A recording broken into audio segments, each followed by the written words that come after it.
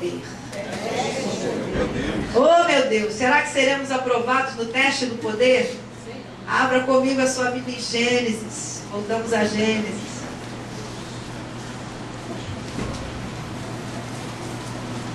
Gênesis 41.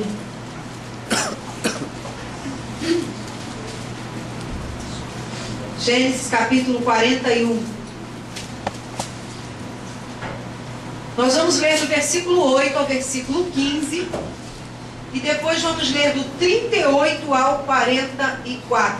Do versículo 8 ao versículo 15. E depois do 38 ao 44. Se você está sem sua Bíblia, você pode acompanhar a leitura pelos televisores. Vamos lá. Versículo 8. De manhã, achando-se ele de espírito perturbado, mandou chamar todos os magos do Egito e todos os seus sábios, e lhes contou os sonhos, mas ninguém havia que lhes interpretasse. Então disse a Faraó, o copeiro-chefe: lembro-me hoje das minhas ofensas. Estando Faraó muito indignado contra os seus servos, e pondo-me sob prisão na casa do comandante da guarda, a mim e ao padeiro-chefe, tivemos um sonho. Na mesma noite, eu e ele sonhamos, e cada sonho com a sua própria significação.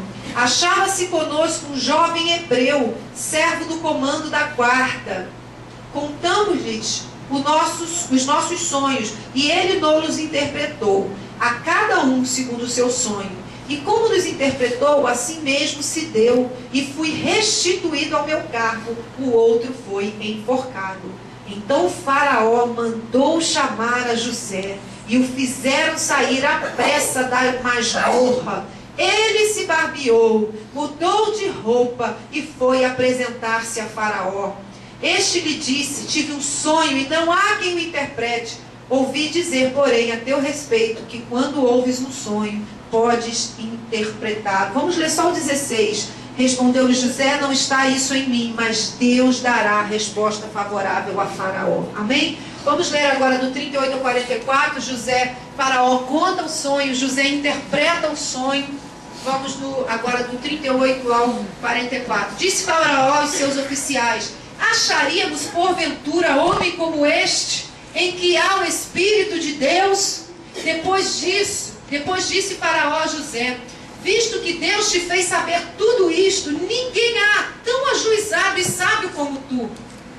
Administrarás a minha casa, e a tua palavra obedecerá todo o meu povo. Somente no trono eu serei maior do que tu. Disse mais a Faraó a José: vês que te faço autoridade sobre toda a terra do Egito. Então tirou Faraó o seu anel de sinete da mão e o pôs na mão de José.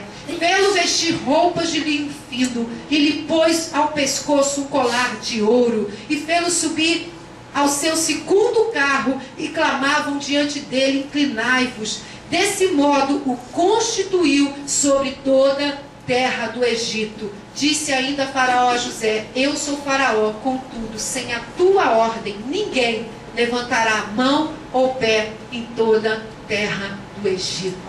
Amém, queridos?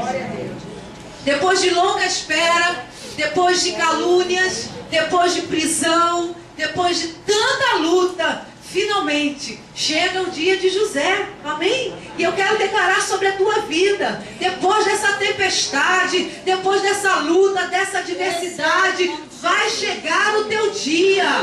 Vão chamar o teu nome, vão lembrar de você. Se prepara, se prepara. Vai chegar a hora que você, faz a barba, se prepara, troca a roupa, porque o rei está te chamando. Chegou a hora da tua honra, chegou a hora de Deus honrar a tua vida, chegou a hora de Deus te exaltar. Amém, queridos?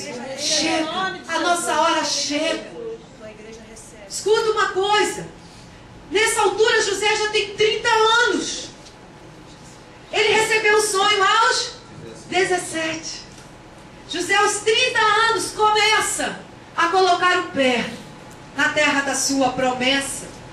Faraó tem 2 sonhos e José interpreta. Ainda não é o cumprimento total do sonho, mas é o primeiro passo para começar a viver. Escute uma coisa, José vai dormir na prisão e no dia seguinte acorda no palácio. Amém? Eu quero te dizer uma coisa, quando Deus faz é de repente. De um dia para o outro Deus pode mudar tudo na tua vida. Você pode dormir na mesma situação, naquela mesma angústia, naquela mesma expectativa, naquela mesma tristeza, mas você não sabe o que Deus tem preparado para você. Pode ser que essa seja a última noite dessa adversidade na tua vida, a última noite dessa aflição, a última noite, sabe, do teu coração ali preso nessa prisão esperando o resultado. José não sabia, mas era a última noite dele na prisão. Amém, queridos? Ele não sabia. Para ele era mais um dia. Talvez ele tivesse um calendário lá e ele riscasse mais um dia, né? Mais um dia nessa prisão. Mas olha, quem tem promessa não morre em buraco, em prisão, em cadeia. Quem tem promessa de Deus pode demorar. Você pode estar marcando xizinho lá nos dias, mas vai chegar o teu dia. Vai vir ordem lá de cima. Ó, chegou a hora do meu filho, chegou a hora da minha filha, é hora da honra, é hora da exaltação, é hora da promessa cumprida. Amém, querido? Se você recebe, diga eu recebo. Diga, está chegando o meu dia. Aleluia. Vão chamar o meu nome. Aleluia. Ele não sabia, mas era a última noite dele na prisão. Olha só, irmãos, a gente tem que viver assim. Você não sabe o que vai acontecer amanhã. Hoje nós estamos aqui dormindo ainda sem um local. Amanhã Deus pode abrir essa porta, amém? E amanhã nós já vamos dormir com um local novo, com uma porta aberta. Você pode dormir hoje ainda desempregado, mas isso não quer dizer que você vai amanhecer no outro dia desempregado. Deus pode fazer com que seja a última noite do teu desemprego, do teu momento aí difícil nessa área. Você pode dormir endividado e amanhã Deus abriu uma porta na tua vida, você ir lá, negocia, e alguém que dormiu endividado acorda liberto de dívidas, sabe, com seu nome limpo, com a sua condição, sabe, regularizada para avançar, né, alcançar coisas mais altas. Amém?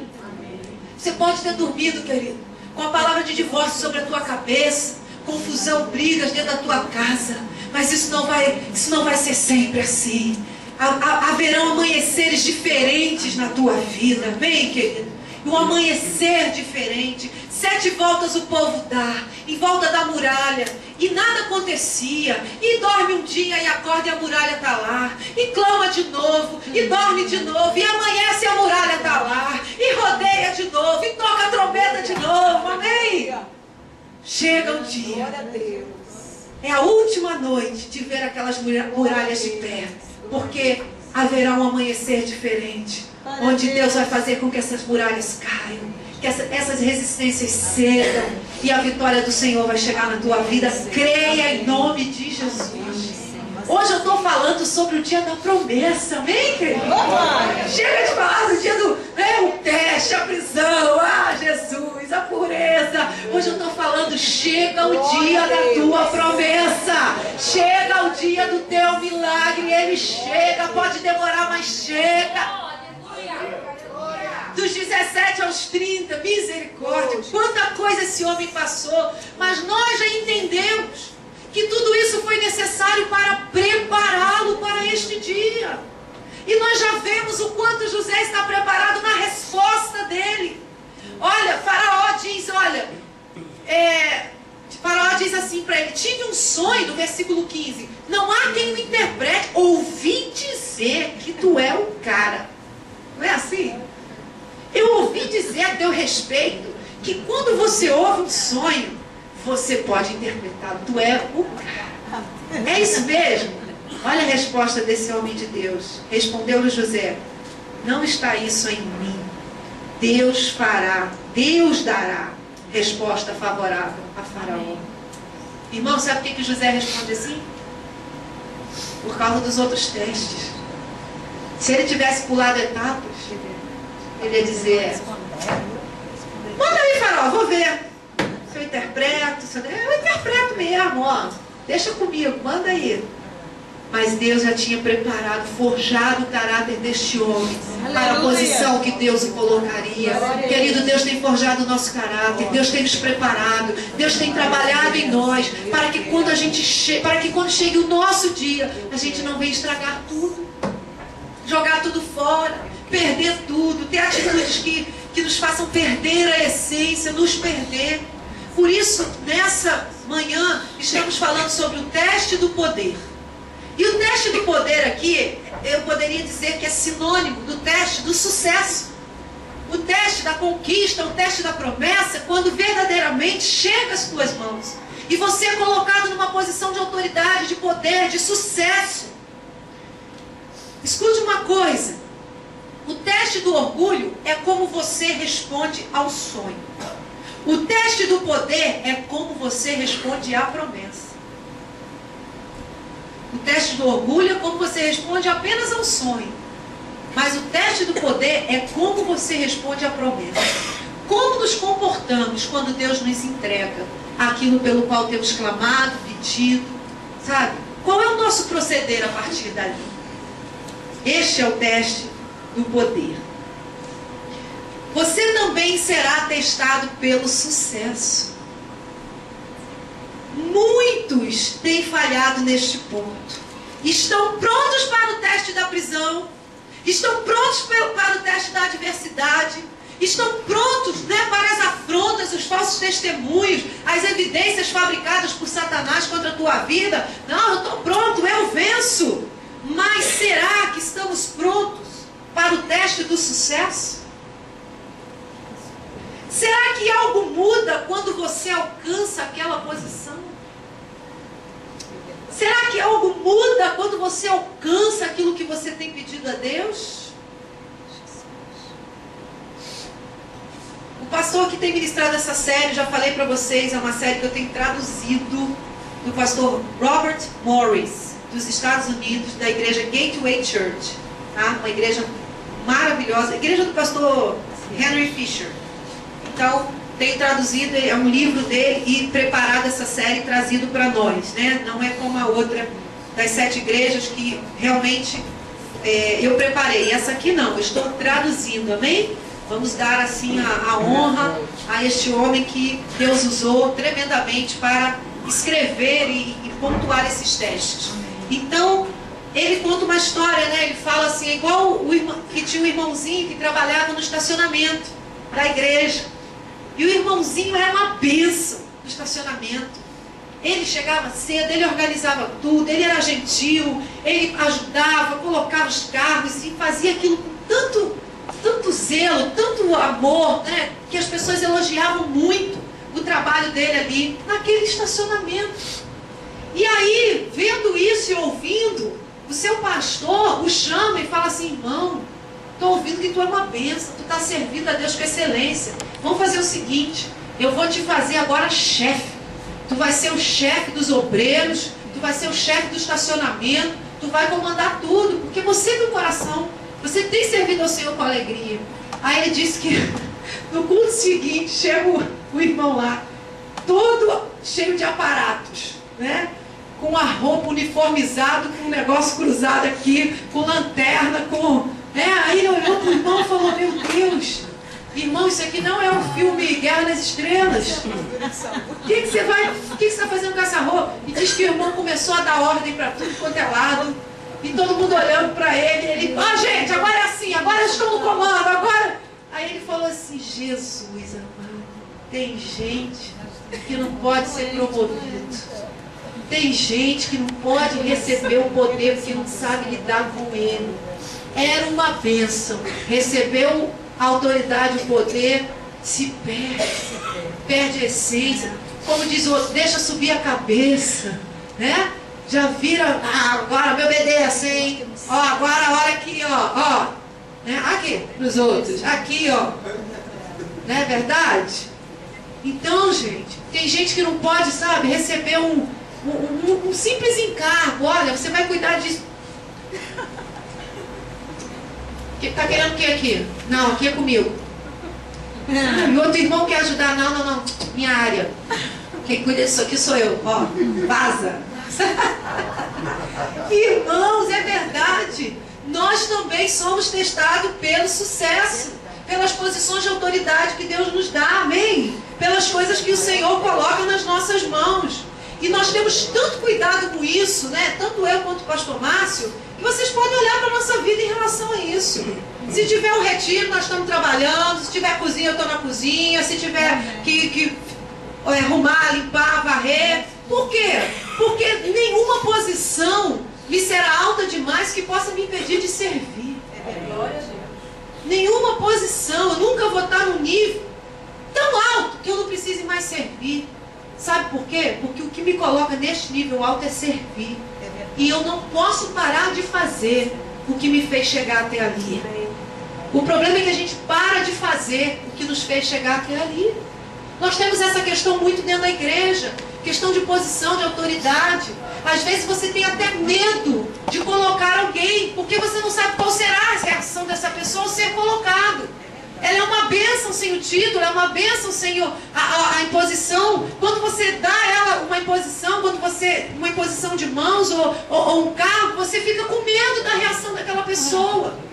E a autoridade, querida, a autoridade descrita na palavra, a autoridade no mundo espiritual, ela não é imposta, ela é conquistada. Aleluia. Amém? Ninguém tem que empurrar ninguém goela abaixo de ninguém. Ó, esse aqui agora ó, receba, ele é. A pessoa não é porque pastor Márcio e pastora Marisa disseram que é. A pessoa é porque todos ao olharem para a vida dela reconhecem que é. Aí podemos ordenar uma pessoa. Quando todo mundo já reconhece que é, sem ser. Sem o título, mas reconhece que é. E aí sim, o título é só um selar de Deus. Mas ninguém pode ser, por exemplo, ordenado para ser pastor se não é pastor. Ninguém é ordenado para ser. Você é ordenado porque você já é. Aleluia. Amém, querido? Esse é o reino de Deus. Esse reino que ordena e enfia com ela abaixo do povo, e o povo tem que aceitar. E olha a vida. Olha o procedimento. Misericórdia. Né? Olha o caráter, olha a vida pessoal, as questões, como vai. Entendeu?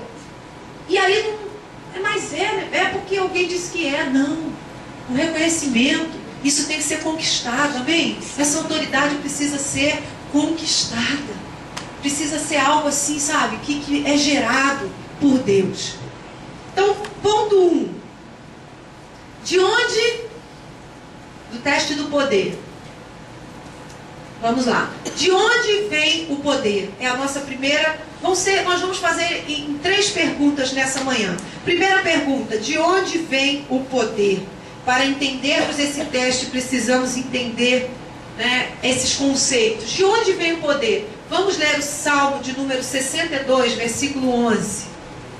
Diz assim: Deus falou uma vez, 2 vezes ouvi isto, que o poder pertence a Deus. De onde vem o poder, irmãos? De Deus. A Bíblia diz que Ele tem todo o poder. Então, todo o poder pertence a Deus e vem de Deus. Vai, o próximo texto. Nós vamos ler também Romanos 13, versículo 1. Diz assim: toda alma esteja sujeito. Eita, que tradução é essa? Jesus da glória. Bota sempre atualizada para mim. Deixa eu ler esse texto para vocês. Tem umas traduções, irmãos, só misericórdia. Não é que estejam erradas, mas a palavra potestade para nós assume outro contexto. A palavra potestade seria sinônimo de autoridade. Mas, assim, algumas palavras na nossa língua assumiram outras vertentes. E se a gente usar, fica complicado. Né? É igual a palavra destino. A gente pouco usa essa palavra destino no meio evangélico. Por quê? Porque para nós assumiu, na nossa cultura, uma coisa de ocultismo, destino, né? De karma. E na verdade a palavra destino é uma palavra linda, né? Para onde você está indo, é o que Deus preparou para você no futuro. Mas a gente acaba usando pouco, porque ela assumiu, ela foi aí, né? Usada e ela usou outra forma. Então vamos ler aqui no Romanos 13, no versículo 1. Todo homem homem esteja sujeito às autoridades superiores, porque não há autoridade que não proceda de Deus. E as autoridades que existem foram por ele instituídas. Amém? Então vamos de novo, ó. Romanos 13:1, é isso que diz aí na tua Bíblia? Todo homem esteja sujeito às autoridades superiores, porque não há autoridade que não proceda de Deus. E as autoridades que existem foram por ele instituídas. Amém? Então, de onde vem o poder? Diga, de Deus. De Deus. Eu queria ler com você um texto, eu nem sei se eu coloquei, João 19:10. Um texto que eu diria engraçado. João 19:10. 10 e 11. Vamos dizer assim, um pouco engraçado esse texto. João 19:10. Jesus está diante de Pilatos, né? E olha o que Pilatos fala para ele. Então Pilatos o advertiu: você não me responde? Falando com Jesus. Não sabes que tenho autoridade para te soltar ou autoridade para te crucificar? Respondeu Jesus. Olha o que Jesus responde para Pilatos, versículo 11. Nenhuma autoridade terias sobre mim se de cima não te fosse dada. Por isso, quem me entregou a ti, maior pecado tem. Queridos, Pilatos está ali achando que, ó, Jesus, tua vida está na minha mão. Porque Jesus não fazia isso, mas se fosse nós, a gente ia dar um vizinho, né? Sendo Jesus. Como é que é? Você acha que você tem poder para me matar ou para me salvar?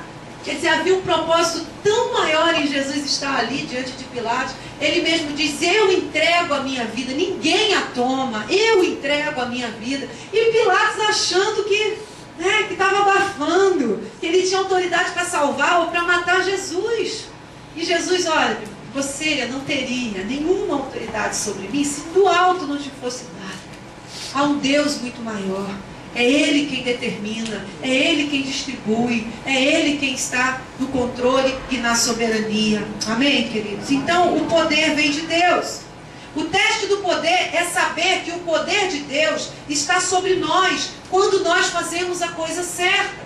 Se o poder vem de Deus, é Ele quem nos capacita, é Ele quem nos dá autoridade, é Ele quem estende a sua mão sobre nós. E não o entendimento de que sou eu.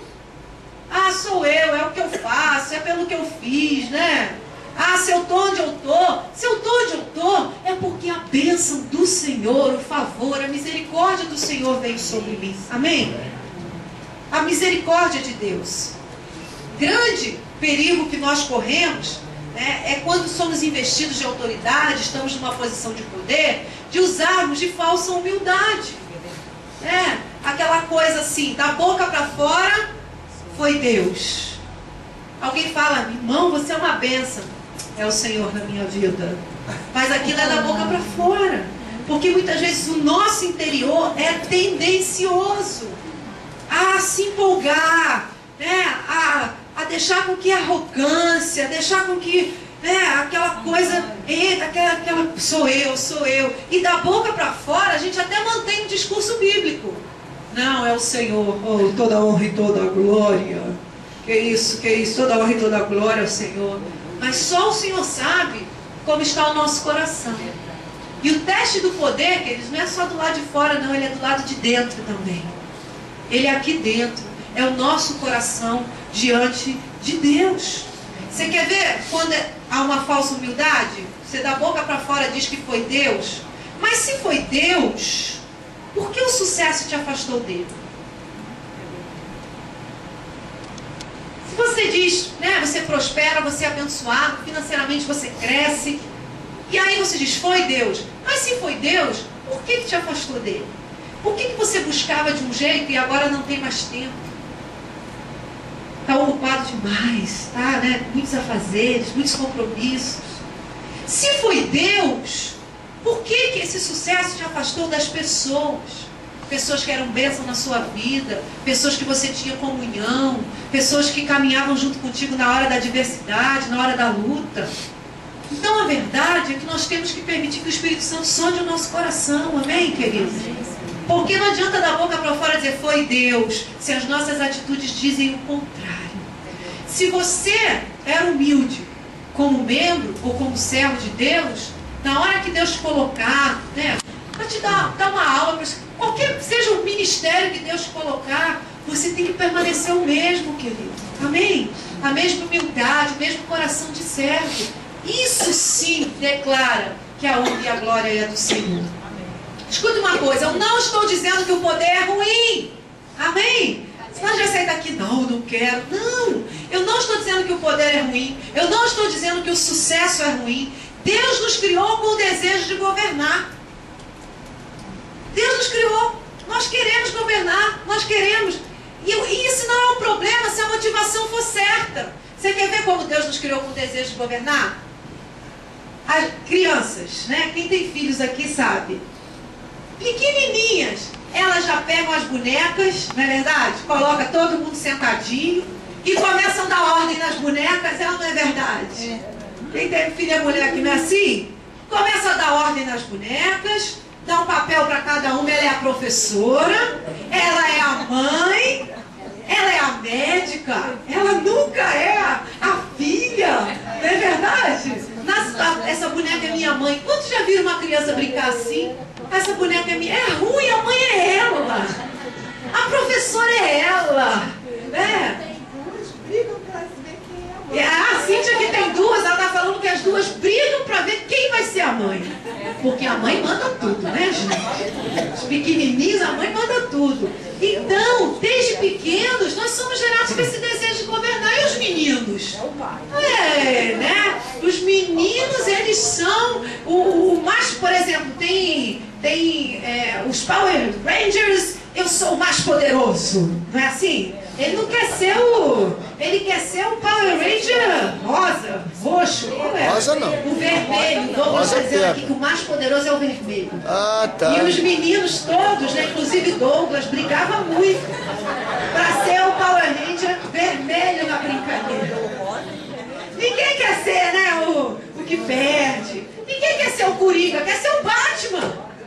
Você já viu alguém assim, eu vou ser o Coringa na brincadeira? Não, porque o Coringa perde no final.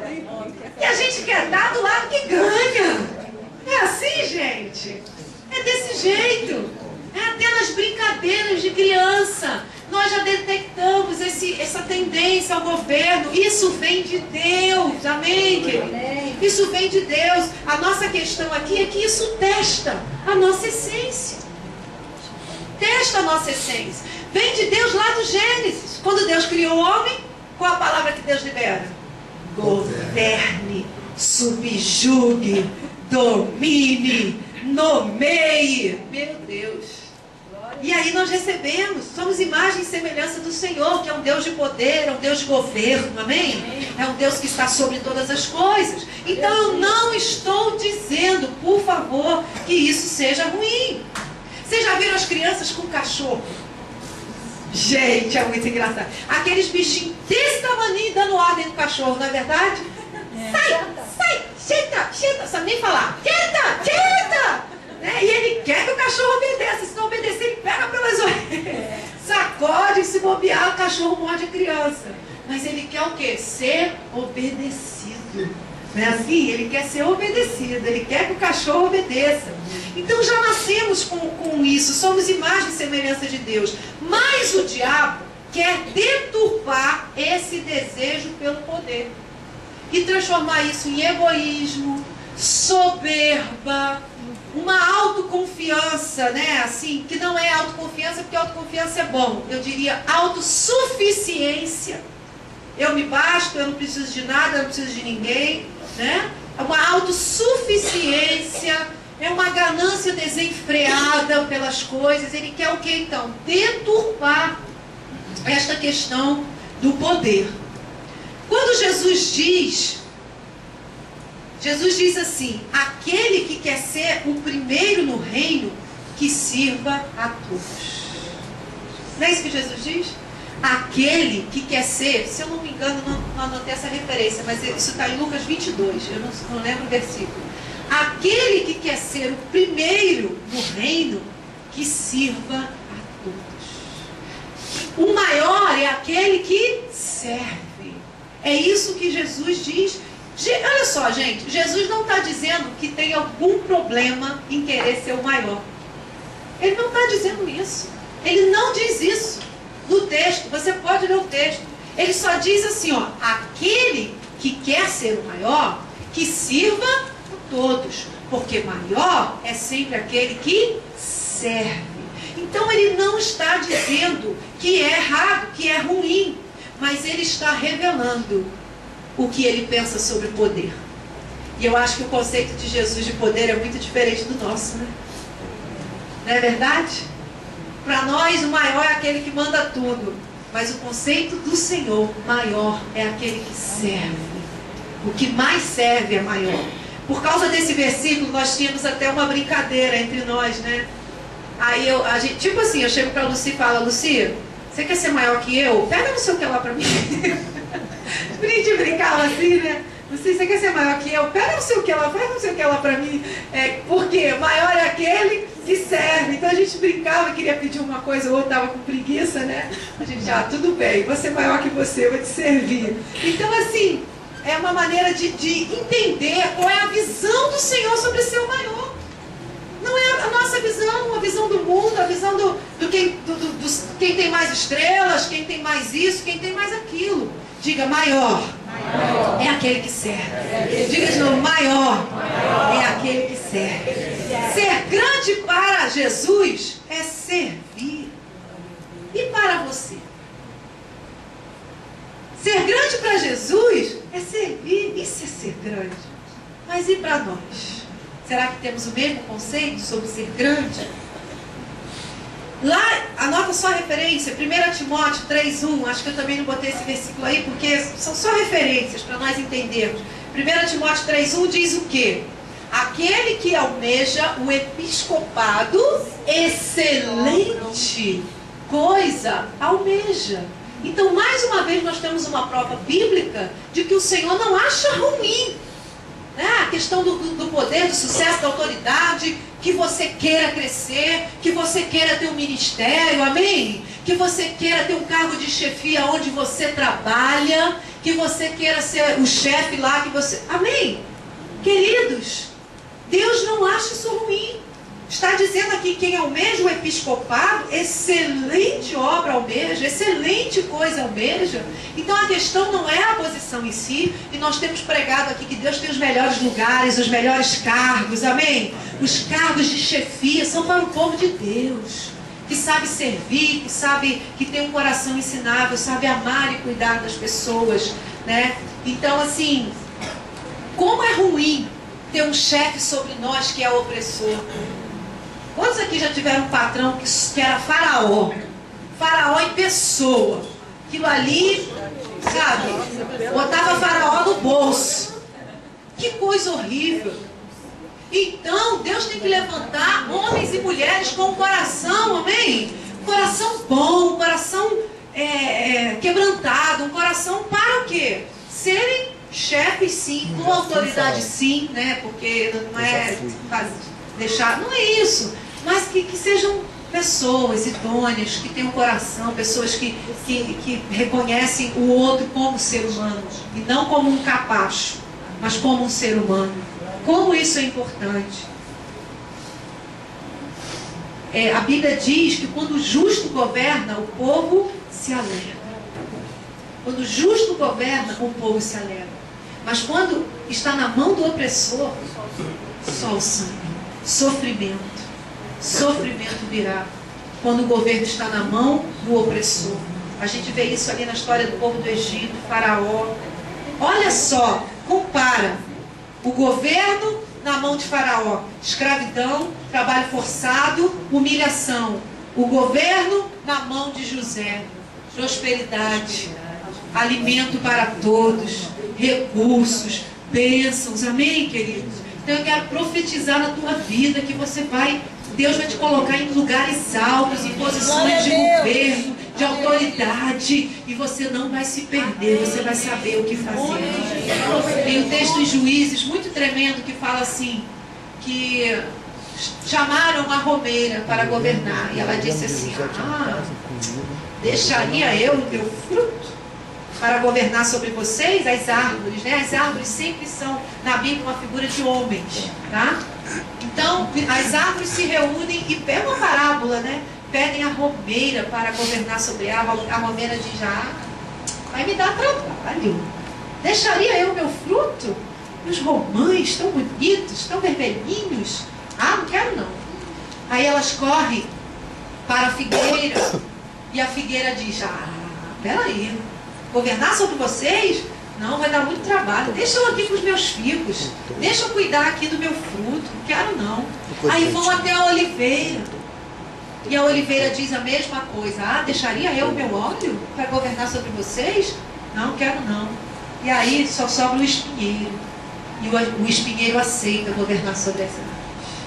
Irmão, se a oliveira, se a romeira, se a figueira se recusar a governar, o espinheiro vai aceitar. E o espinheiro vai oprimir. Amém? Então nós, que somos romeiras frutíferas, somos figueiras do Senhor, somos oliveira porque temos o óleo da unção na nossa vida, nós não podemos nos recusar a governar. Tá? Não tome isso como soberba, como orgulho. Se o Senhor abrir uma porta, entra por ela, porque senão o espinheiro aceita, e aí você vai ter que conviver com o espinheiro sobre a tua cabeça. Fica aí a parábola para nos ensinar. 2, caminho aqui. Para quem vem o poder? Para quem vem o poder? Essa resposta está em Tiago 4, no versículo 10. Diz assim: humilhai-vos perante o Senhor e Ele vos exaltará. 1 Pedro 5, versículo 5 diz assim: semelhantemente, vós jovens, sede sujeitos aos anciãos e sede todos sujeitos uns aos outros e revesti-vos de humildade, porque Deus resiste aos soberbos, mas dá graça aos humildes. Amém? Deus resiste aos soberbos, mas dá graça aos humildes. Escuta uma coisa, às vezes nós começamos humildes, mas nos perdemos no caminho. Quanto mais nos fizermos menor, mais Deus nos fará maiores. Amém, querido? Não sou eu que me exalto, é Ele. É Ele. Escuta, e quando o Senhor diz: olha, Ele dá graça aos humildes. O que é graça? É favor, é misericórdia, é poder, é autoridade, é resposta. Amém? Deus dá graça ao humilde. Então a resposta é muito simples. Para quem vem o poder? Para os humildes. O poder que vem de Deus. E eu estou falando de um poder que cumpre o propósito. Existe muito poder por aí deturpados pelo diabo, para oprimir, que é um tipo de poder também. Mas esse poder que liberta, que abençoa, o Senhor o entrega aos humildes. Porque esses terão um coração responsivo para fazer aquilo que é certo com o que Deus colocar nas suas mãos. Irmãos, o orgulho é feio, não é? Não é feio? Já conversou com alguém orgulhoso, arrogante? Não é feio para a pessoa. Você fica ali com aquela sensação assim: gente, que coisa feia, né? Que atitude feia. É feio, é repulsivo. Às vezes, eu não sei quando já tiveram essa experiência aqui, de querer conhecer uma pessoa que é bem sucedida. Às vezes na tua área, um empresário da tua área, alguém, ou um pastor, alguém que você ouviu falar, e você vai se puxa, queria tanto conhecer essa pessoa, porque eu sei o que ela tem feito, eu vejo, eu tenho ouvido e tal. E aí você conhece aquela pessoa, quando aquela pessoa começa a falar um arrogante de marca maior, e aí você dá uma decepção, né? Parece que todo aquele que você construiu, aquela imagem, faz assim, ó, tchum. E você podia admirar o que for, que tu fala assim: eu não quero saber mais, não quero nem ouvir falar, não quero estar mais com essa pessoa. Era uma pessoa famosa e tudo, que arrogante, que as pessoas passam a deixar de gostar. Por quê? Porque é arrogante. Mas quantos assim já tiveram uma experiência contrária? uma pessoa que é bem sucedida, uma pessoa que é, sabe, que é, na área dela é referência, é isso, aquilo, e você tinha o desejo de conhecer, e você conhece, e quando você conhece essa pessoa provoca em você um uau, é melhor do que eu pensava. Não é tão gostoso isso? Gente, essa pessoa, meu Deus, que humildade, que coração, que simplicidade. E aí você, se gostava da pessoa, você passa a gostar muito mais. Por quê? Porque o orgulho é feio, é repulsivo, é uma coisa, né? A arrogância é uma coisa feia. Pior aqueles que foram bem-sucedidos, não são mais nada, mas continuam arrogantes. Eles tiveram, eles foram, eles não são mais nada, mas a arrogância continua. Eles caminham, né, como se tivessem, como se ainda fossem alguma coisa, mas eles não são mais nada. Mas a arrogância permanece. E é pior ainda, e tu conta uma pessoa dessa, tu fala, não tem jeito, cara. Essa vara aí não quebra de jeito nenhum, quebranda de jeito nenhum. Continua arrogante, não tem mais nada. Está comendo pão que o diabo amassou. Mas a arrogância continua, o orgulho continua. Então nós precisamos ter um coração quebrantado, amém? 3. Vamos para o 3. Por que o poder vem? Por que motivo? Né? De quem, para quem e por quê? São as nossas perguntas dessa manhã. Nossa última pergunta. Por que este poder vem? Eu quero que você leia comigo Atos. Já lemos na escola hoje, né, de manhã, um pouquinho de Atos. Esse livro é tremendo. Atos capítulo 10. Nós vamos ler o versículo de número 38. Atos 10, 38 diz assim: como Deus ungiu a Jesus de Nazaré com o Espírito Santo e, diga, poder.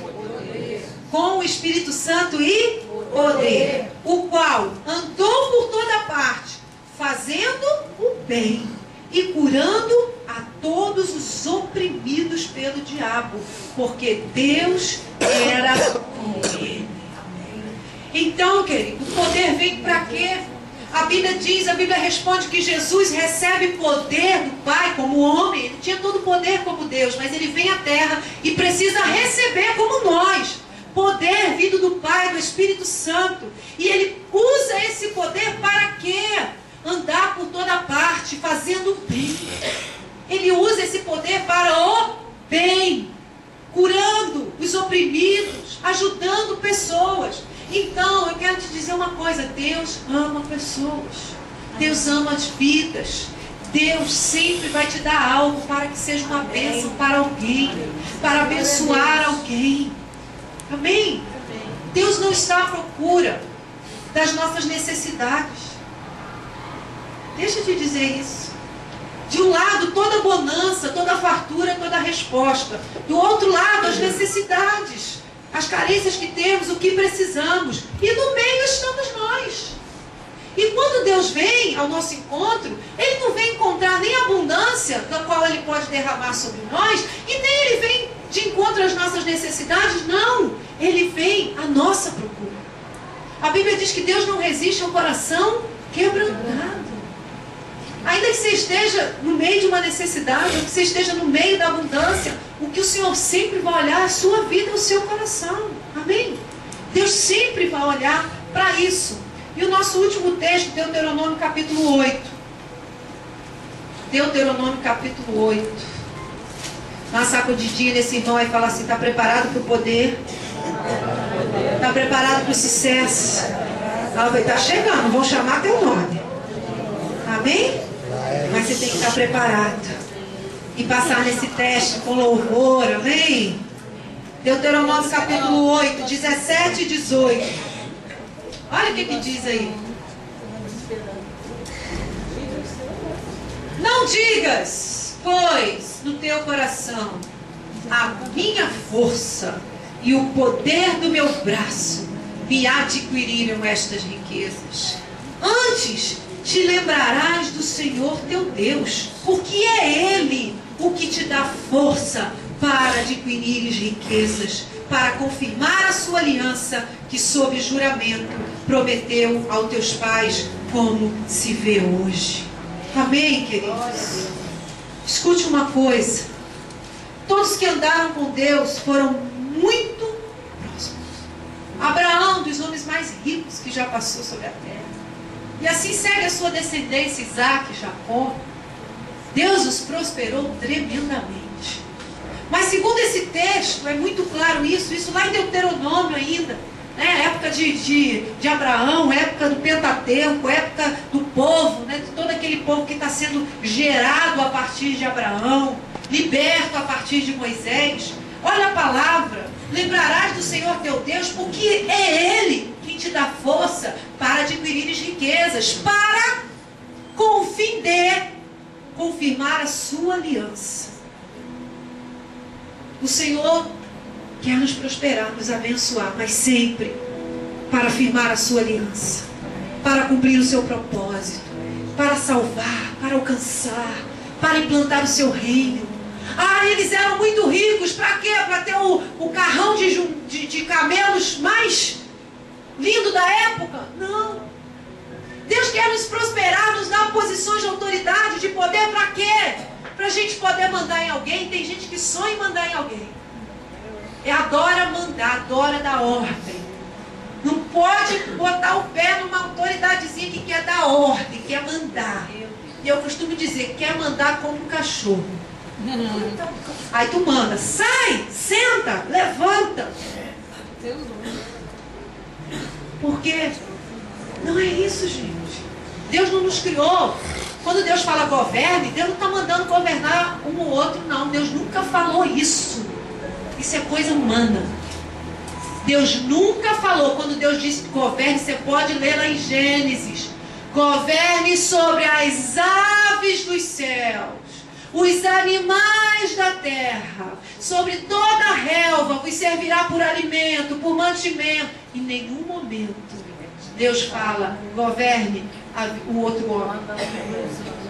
E tem um monte de homem aí querendo governar a vida dos outros, querendo mandar na vida dos outros, sabe? Querendo dizer o que você pode, o que você não pode fazer. Nós não acreditamos nisso.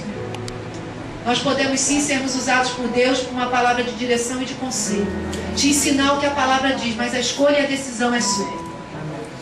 Você tem uma escolha, você tem uma decisão. Você vai decidir qual caminho você vai tomar. E detalhe, nós vamos continuar te amando, seja qual for essa decisão. Porque se Ele não desiste de você, como é que nós vamos desistir? E hoje em dia nós caminhamos um evangelho que se você não me obedecer, você não serve mais. Cara feia, né? Antes era tratado com tapete vermelho. Fez algo que desagradou ou decidiu tomar uma outra atitude e não a direção que foi tomada. Não serve mais, passa no cumprimento, senta lá atrás. Irmãos, eu não acredito nesse evangelho. Eu não acredito nisso. Evangelho de manipulação. Sabe? Faz o que eu digo, faz tudo o que eu falo. Não. Deus não te tirou do centro das tuas escolhas. Há uma árvore do bem e do mal e uma árvore da vida diante de cada um de nós todos os dias. E você vai ter que decidir todos os dias pela árvore da vida, para que você tenha vida. Amém, queridos? Orientamos, instruímos. Errou? Cuidamos, cobrimos, amamos, fazemos aquilo que Jesus nos ensinou a fazer. Lugar nenhum da Bíblia você vê Jesus atirando pedra em ninguém. Nem numa prostituta. Nem numa prostituta que muito errou e que fazia tudo o contrário ao que Deus tinha ensinado. Mas o Senhor ama aquela mulher e livra aquela mulher de ser apedrejada. Então nós acreditamos dessa forma. Então eu creio verdadeiramente que este poder vem para ajudar pessoas, nunca para massacrá-las, nunca para destruí-las, nunca para pisar em ninguém. Deus nunca nos daria poder para pisar em ninguém. Deus nos dá poder para salvar. O poder que Jesus recebeu foi para salvar, foi para curar, foi para libertar.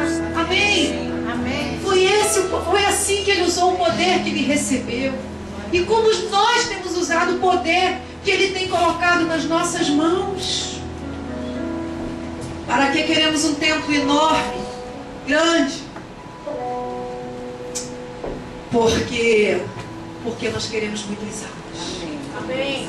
Quanto maior, mais casais, mais famílias, mais crianças, mais adolescentes. Irmãos, e se a nossa motivação for diferente, que o Senhor não nos dê. Não nos dê. Apenas para mostrarmos para alguém: Senhor, tem misericórdia de nós. Queremos um tempo maior, mais vidas, mais famílias sendo arrancadas na mão do diabo, do inferno, conhecendo a Jesus como Senhor e Salvador das suas vidas. Amém, queridos? Que seja essa a motivação do nosso coração. Poder é maravilhoso quando as pessoas que receberam esse poder o usam para ajudar a outros. Foi isso que José fez. José, lembra que nós falamos o sonho, os irmãos se curvando? Aí a gente falou que Deus, lembra que a profecia em parte, não conhecemos tudo. O propósito de José não era que os irmãos se dobrassem diante dele, isso é muito pequeno. O propósito na vida de Deus, na vida de José, é que ele estivesse naquela posição, naquele momento de escassez, para ele salvar e alimentar multidões. Amém. E foi isso que José fez. José alimentou multidões. Multidões não morreram porque José estava ali naquela posição. E ele sabia o que fazer. Ele reconhecia que Deus o colocou ali. E ele sabia o que fazer com o poder que o Senhor colocou nas suas mãos. Com todo o poder que Jesus tinha. Sabe o que ele fez? Se humilhou. Todo o poder me foi dado nos céus e na terra. Ele diz isso. Mas sabe o que ele faz com todo esse poder? Se humilhou. A si mesmo se humilhou. Assumiu a forma de servo. Para que hoje nós pudéssemos estar aqui. Amém, querido? O Senhor nos ensine. Que sejamos aprovados. Eu quero profetizar sobre a tua vida que a promessa não vai te corromper. Amém? Nós somos daqueles corrompidos pela promessa, não. Corrompidos pelo sucesso, não. Quanto mais subimos, mais reconhecemos que é Deus. Menor nos fazemos para que Ele cresça em nós e que nós possamos diminuir em nome de Jesus. Amém?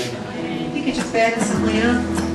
Eu queria cantar um louvor com vocês que muito fala o meu coração, antigo, mas cada vez que eu canto esse louvor, a minha alma humana, a minha natureza terrível, carnal, é obrigada a lembrar que eu só preciso dele, que é por ele, para ele e por meio dele.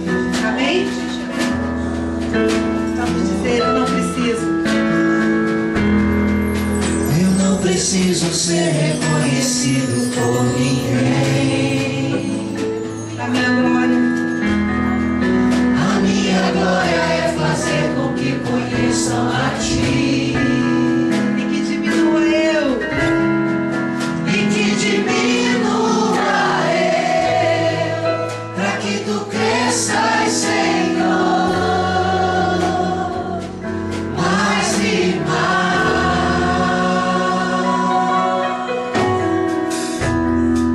E como serafins que cobrem o rosto ante a Ti.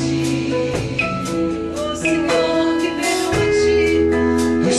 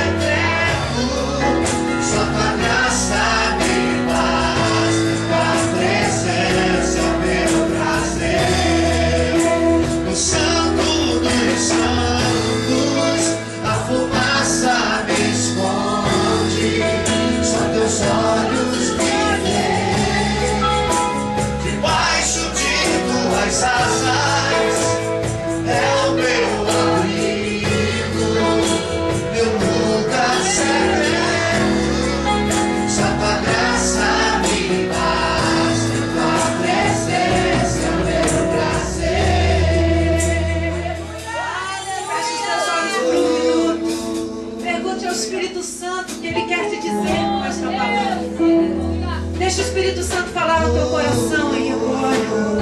Deixa Ele te ensinar, porque Ele nos ensina sobre todas as coisas. Pergunte, Espírito Santo, o que o Senhor quer me dizer com esta palavra nesta manhã. Ouça a voz do